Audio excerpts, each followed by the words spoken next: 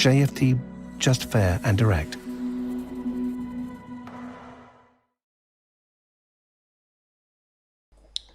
Okay, hello and welcome everyone. Welcome to JFD Traders Tea Time with me, Darius Anucauskas.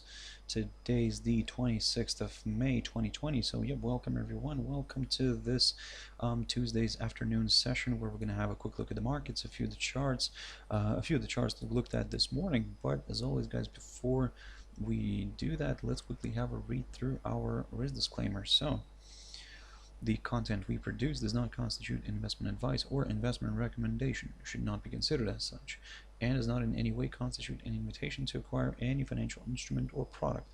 As always, a few seconds for you to read the rest and we can continue.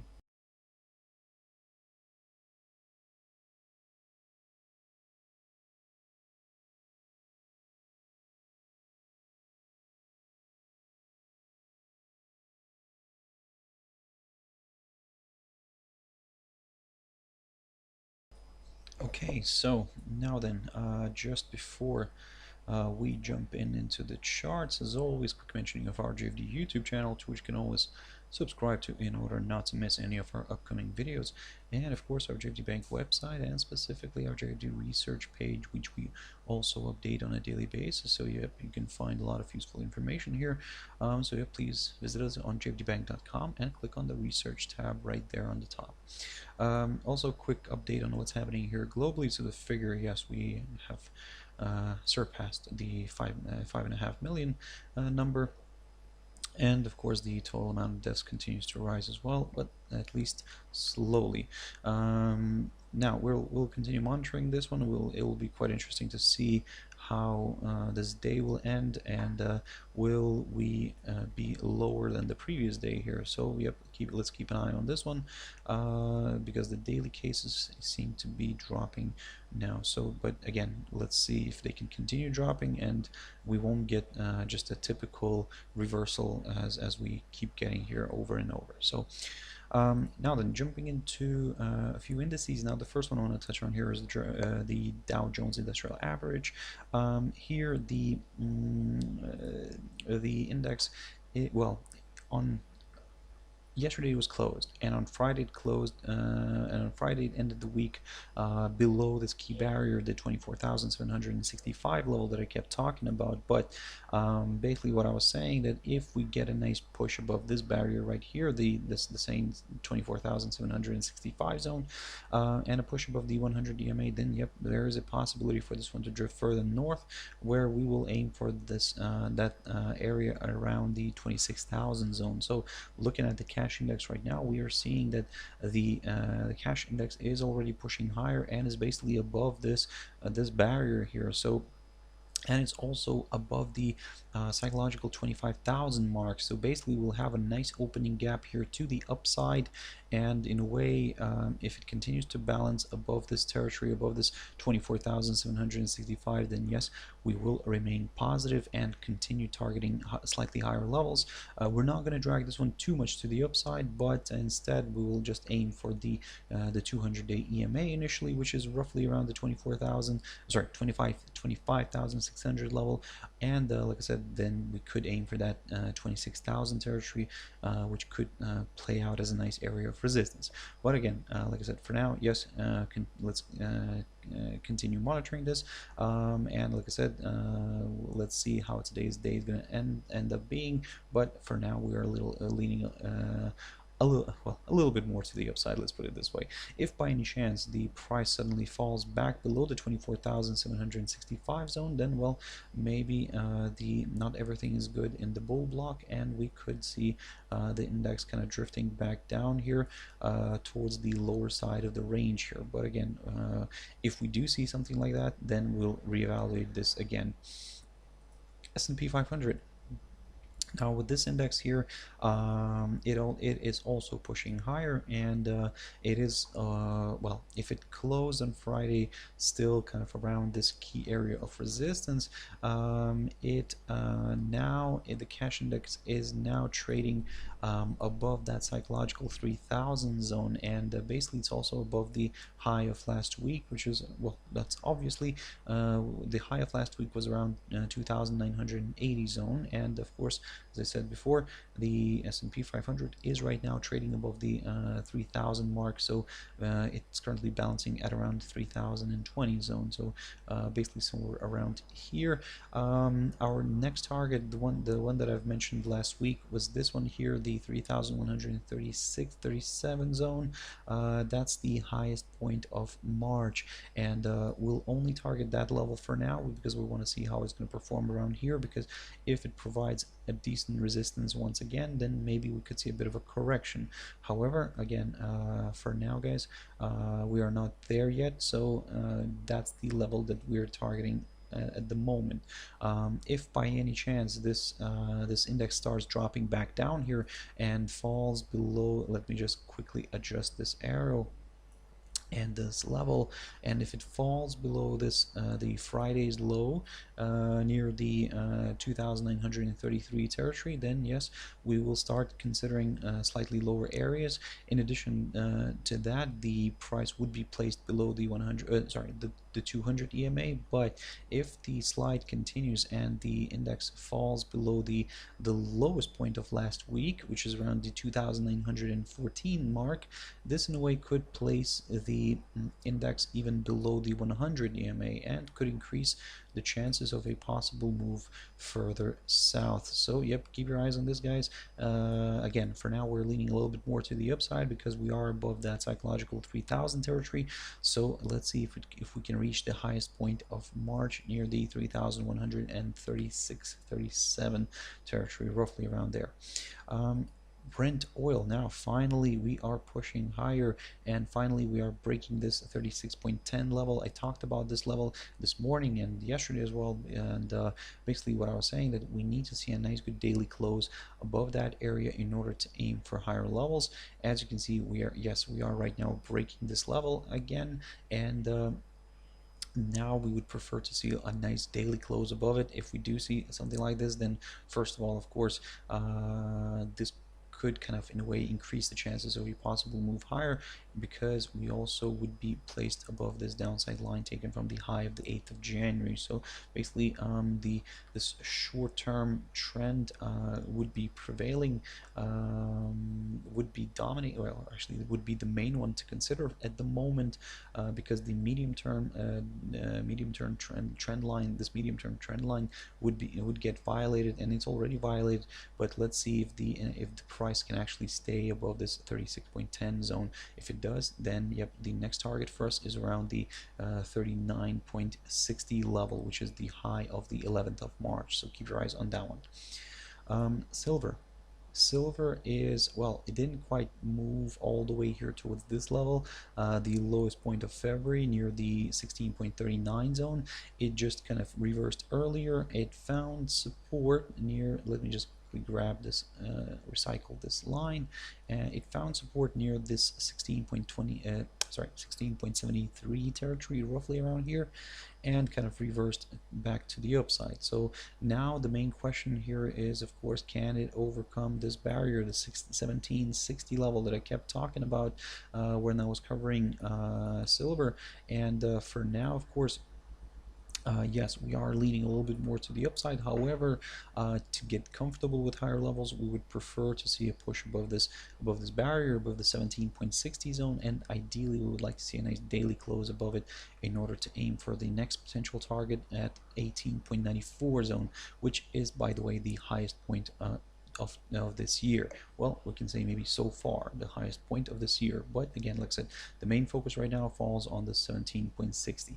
If the commodity fails to move towards this area and starts reversing back down, yes, we could consider a bit of a decline, a larger decline. However, the bulls probably should not get let's say disappointed too much, because we still have this upside support line taken from the low of the 18th of March, which could in a way provide a hold up here from and we could maybe see a nice rebound and another attempt to make its way higher. But again, that's in the scenario if we fail to move towards this 17.60 level anytime soon.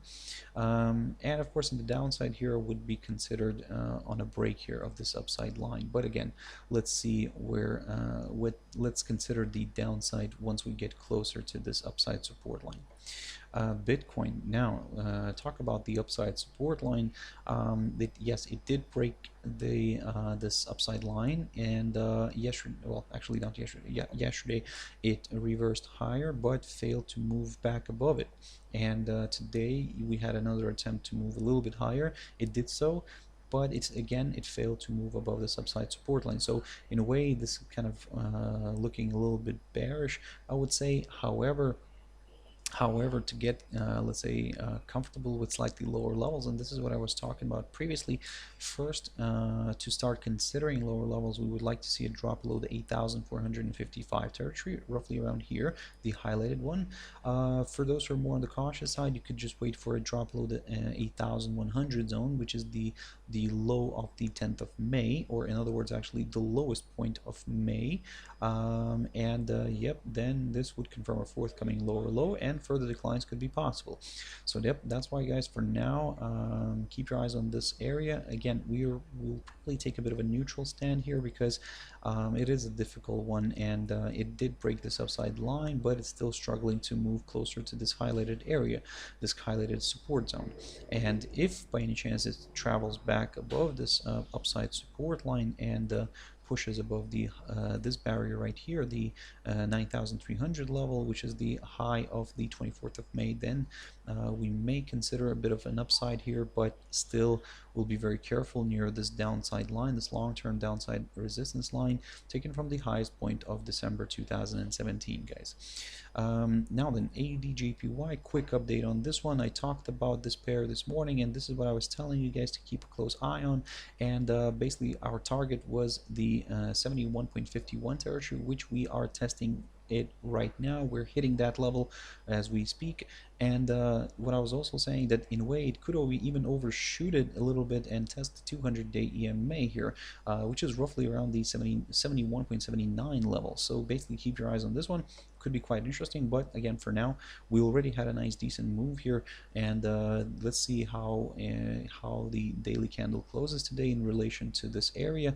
If we get a nice daily close eventually above this 200-day EMA, then, well, I mean, higher levels could be met in the medium term. So yep, guys, for now, keep your eyes on this barrier, but everything's kind of, like I said, everything is looking quite interesting. In a way, given that we already have managed to reach our target, we will now just kind of, I would say, sit back, relax, and just observe, because we want to see how, like I said, how and where this daily candle is going to end today. So let's keep an eye on this one, and I'll pick up on this one maybe tomorrow. Well, not maybe, but definitely tomorrow. NZDJPY also showing good result, slightly better than the AUDJPY. NZDJPY is sharply moving higher, and finally it's breaking this this highlighted area, the upper side of the range. So let's see if it can stay here today. If it can, then yep, we'll continue aiming the upside, for the upside, and the next target for us is around the 68.07 level, which is marked by the high of the 3rd of March, and it also kind of is not far from this 200-day EMA. So in a way, kind of I would say that probably by the time this could travel higher, the two lines here, the 200-day EMA and this resistance level, could coincide together. So that's why this area becomes quite an interesting one to watch. But again, like I said, for now we're more positive than negative, but it's going to be very interesting to see where the daily candle is going to end. If it's still going to close above this upper side of the range here, or above this 66.18 territory, then yes, we will aim for higher levels. But if by any chance this suddenly falls back down below the 65.90 territory right here, well, I mean, maybe not everything is that good between the bulls, and yep, maybe this could lead to a drop back down. But again, for now, we're leaning a little bit more to the upside. US dollar against Russian ruble, quick update on this, just basically just to because I know that I talked a lot about these pairs, because I'll have the US dollar against the Turkish lira next, and I talked about these pairs a lot last week. But as you can see, for now everything's kind of working according to plan. After we got this break through the lower side of the triangle, the pair kind of continues to drift lower and is now trying to move below its 100 EMA here on the daily chart. And if it manages to move below this and manages to move below the low of last week here, which is around the 70.60 zone, then yes, the next target for us is around this 200-day EMA. So keep your eyes on this one. Also, quick update on the US dollar against the Turkish lira. This one, as you can see, last time when I was looking at this one, I draw this Fibonacci, and as you can see, we've managed to test the 23.6% retracement on the Fibonacci. Then we managed to break below it, and well, in the end of last week and the beginning of this week, it was moving higher and kind of testing the 23.6% retracement from underneath. But as you can see, it failed to move back above it, and yep, today we're seeing a nice slide. So the next target for us here is, first we'll aim for this 6.6090 level, which marks the high of the 23rd of March, and the next target for us could be this 38.2% retracement on the Fibonacci, and which is roughly near the 6.57 mark. So keep your eyes on that one. US dollar against the Canadian dollar. So this is what I talked about this morning. Basically, I was telling you guys to keep a close eye on this lower side of the triangle, which, as you can see, the lower side of the descending triangle, which finally got broken. And the big question here is, can we see this daily candle staying below this level? If we can, then yes, of course, this increases the chances of a potential further move down. Initially, we'll target the 1.3734 area, roughly around there. That's the low, the 16th of March, but the next good potential target could be around here near this 200-day EMA here. And as you can see, for example, previously here in the end of February, it acted as a very good area of support. So let's see if something like this could happen again here. But again, for now, we're leaning a little bit more to the downside.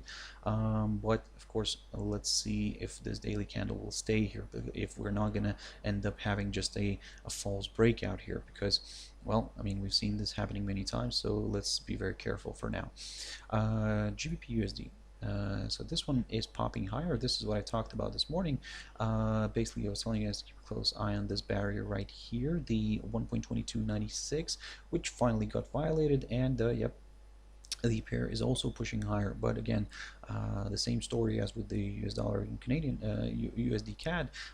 We would like to wait maybe for a daily close here. We want to see where this is going to end up staying, but for now, everything's of course looking a little bit more positive. However, the positive aspect of it will be a bit of a short-term one, because our target here will still be at 1.2650, because as you can see, it acted as a very strong area of resistance around mid-April and the beginning of May as well, so, or actually the end of April here as well. So so yeah, well, that's the main target for us will be at the moment. But in the scenario, if we see the candle, the daily candle, staying above the 1.2296 level, so keep your eyes on that one.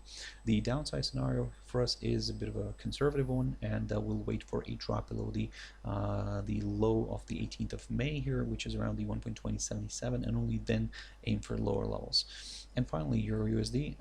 So here the pair is popping higher nicely. So yep, that's basically according to one of the scenarios that I've mentioned yesterday. But the still for us to get comfortable with higher levels, we need that pop above the 1.0990. So of course, the fact that it's pushing higher here, it kind of rebounded from, let's say, somewhere from around midpoint of this range, and is now aiming for the upper bound of the range again. So let's see if if we manage to overcome it, even if it, let's say, stays somewhere very close to this upper side of the range. Maybe the breakout could be left for tomorrow. But so that's why, guys, for now, yes, we are leaning a little bit more to the upside. However, to get comfortable with higher levels, we need to see a nice good break, and ideally a daily candle staying above this, closing above this 1.0990 level. So yep, keep your eyes on that one. So guys, I really hope you found it useful. thank you very much for watching and listening. And if you want to join me tomorrow morning, as always, in my Traders Espresso, that's 6 o'clock GMT time. For now, I hope you have a wonderful trading evening or trading day, for depending on where you are.